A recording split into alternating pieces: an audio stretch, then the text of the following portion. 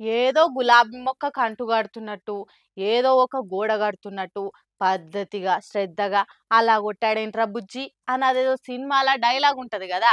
అగో అట్లనే కొట్టేటందుకు తయారైతున్నాడట Harish Rao sir. KCR sir చెప్పినట్టు పాదయాత్ర చేయబోతున్నాడు కదా!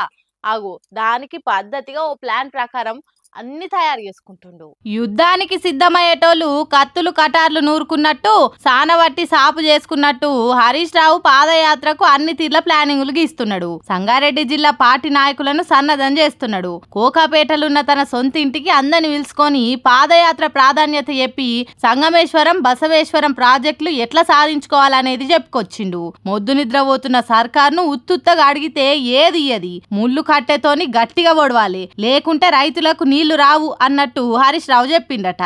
ఈ 2 ప్రాజెక్టుల కింద ఉన్న రైతులను యుద్ధానికి సిద్ధం చేయుండ్రి. పార్టీ కార్యకర్తలకు, గ్రామ కమిటీలకు, మండల లీడర్లకు, మంది మాగాదులకు మత్లాబులు పంపుండ్రి. మనం పాదయాత్ర ఎందుకు చేస్తున్నాం, ఆ పాదయాత్ర ఎక్కడి నుంచి ఎక్కడికి సాగుతుంది, మన డిమాండ్ లేంది, పార్టీ ప్లానింగ్ ఎట్లున్నది, రైతులను ఎట్లా జమగూర్చాలి, ఎవరెవరు ఎక్కడెక్కడ పని చేయాలి అనేది ప్లానింగ్ చేసిండ్రట.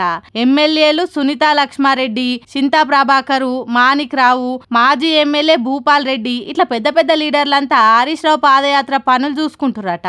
మంగళహారతులు వట్టుడు, వీరతిలకం దిద్దుడు, జెండాలు బ్యానర్లు గట్టుడు, నీల పోరాట పాటలు ఆడే బ్యాచ్లు ఎక్కడికక్కడ ఏర్పాట్లు చేసేటందుకు సిద్ధమైతున్నారట.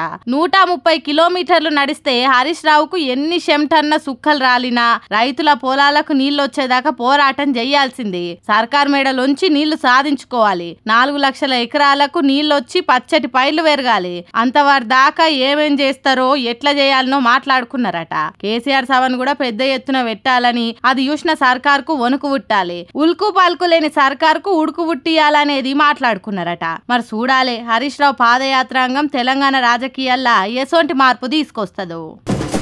గాయ్ గందరగోళం అవుతున్నదట రైతు భరోసా పైసల ముచ్చట. ఎక్కడ చూసినా ఏదో ఓ తీరుగా లొల్లులు అవుతున్నదని అంటున్నారు. ఏ మండల ఆఫీసులో చూసినా, ఏ అవసరం ఆఫీస్కి పోయినా లొల్లులే దర్శనం ఇస్తున్నాయట. పొద్దుగల తాళం తీసుడుతోనే రైతులు పట్టా పాస్ పుస్తకాలు పట్టుకొని చేరుతున్నారట. ఇగో గీడ కూడా ఓ రైతన్న మస్తు లొల్లి చేస్తున్నాడు. ఎందుకన్నది మీరే చూడుండ్రి.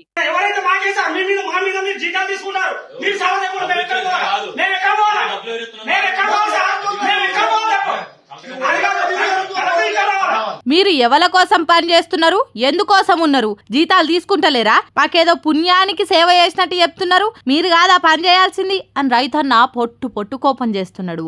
ఆఫీసర్ సార్లు ఎంత సముదాయించి చెప్పినా ఇంటలేడు. మరి ఎవలూకుంటారు చెప్పుండ్రి. ఎకరం 28 గుంటల భూమి ఉన్న రైతు భరోసా ఒక్క రూపాయి కూడా వాడలేదట. చల్ అట్లెట్లుంటది, నా పైసలు ఏడవైనాయి, ఎవల పైసలకు వచ్చేటట్టు చేసే పని మీరు కాదా చేయాల్సింది అని లొల్లి పెడుతున్నాడు. మహబూబాబాద్ జిల్లా నరసింహులపేట మండలం కొమ్ముల వంచ అనే ఊర్లో ఉండే కడుదుల ఉప్పలయ్యనట ఈ అన్న పేరు. అందరికి పడ్డట్టు నాకెందుకు రైతు భరోసా పడలేదని ఆవేదన ఎల్లగక్కిండు.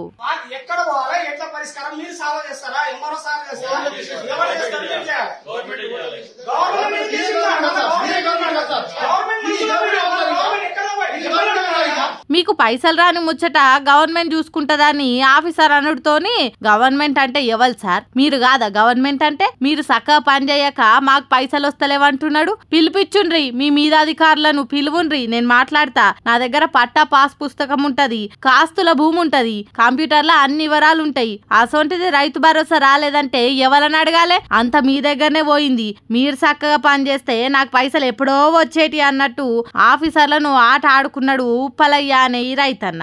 మరి ఎందుకు రైతు భరోసా పైసలు పడతలేవో, ఏడ తప్పు జరిగిందో తెలియదు గాని ఆఫీసర్లకు తలకాయ నొప్పి అవుతున్నది రైతు భరోసా పైసల ముచ్చట. ఏందో ఏమో పోన్రి. కేసీఆర్ సార్ ఉన్నప్పుడు ఏ చిక్కులు లేకుండా హైదరాబాద్ లో ఒక్క స్విచ్ ఒత్తితే మా సెల్లులు టింగు మానేది. ఎసోంటి కాలం నుంచి ఎసోంటి గడియలు వచ్చాయి కదా అని బాధపడుతున్నారట రైతు భరోసా పైసలు వాడని రైతన్నలంతా.